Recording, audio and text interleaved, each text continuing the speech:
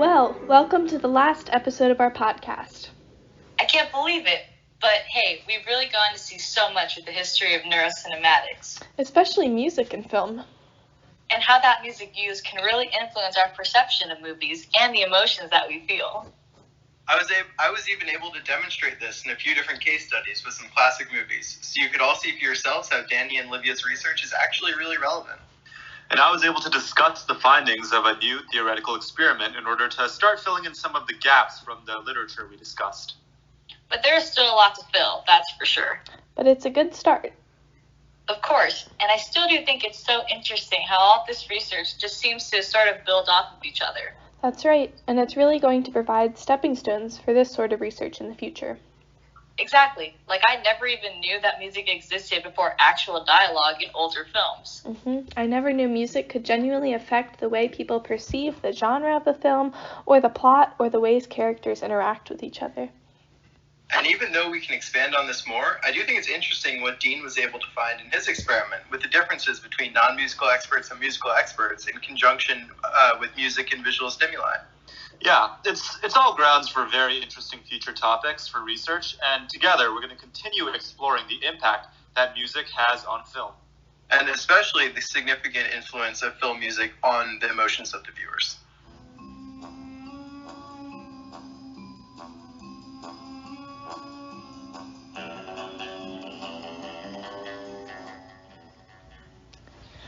Alright, so now that you all have a general idea of everything from the history of music and film, to case studies, to a relevant sample experiment, we just wanted to leave you with a small discussion about what this field looks like moving forward, as well as the type of impact this research can have on the entertainment industry. Wait, so you mean that you think there's more practical use for this stuff beyond what we've already found? Yeah, I'm not sure how it can really have applications beyond entertainment.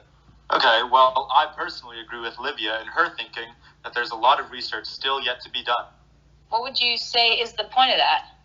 I think the ultimate goal would be to discover how music works not just in conjunction with film, but in conjunction with other mediums and senses and art forms. These might all be a way of influencing complex expressions or emotions.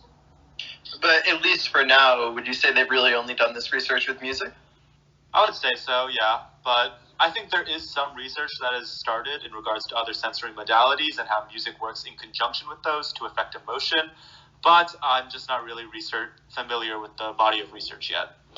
And do you think that the entertainment industry will benefit from this research? I mean, some applications have already been discovered with the whole influence of music in trailers that we talked about earlier. Yeah, exactly. I think that for marketing purposes, at least, as well as the way viewers really connect and interact with movies, this is profoundly important. Maybe we really do need this research then. But also, I've heard talk about AI music recently. Me too.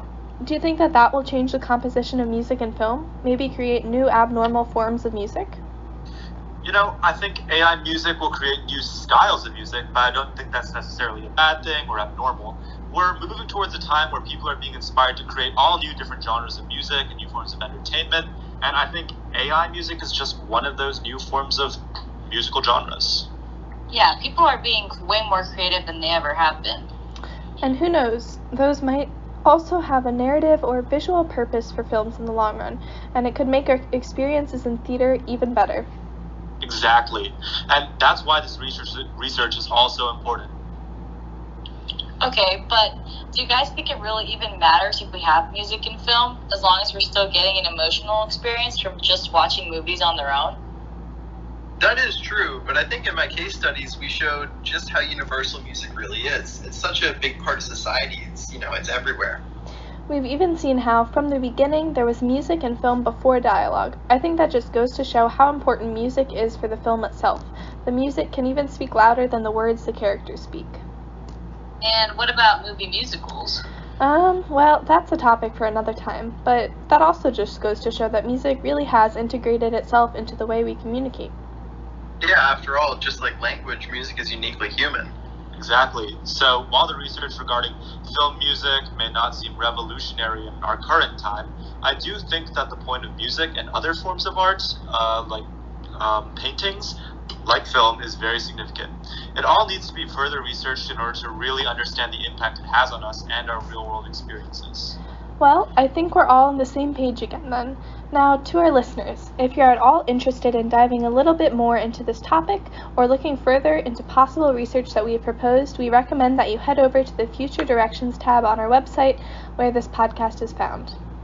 And we always encourage you to do a little digging for yourself. Thanks again, and we hope you've learned something today. Thanks. See you next time.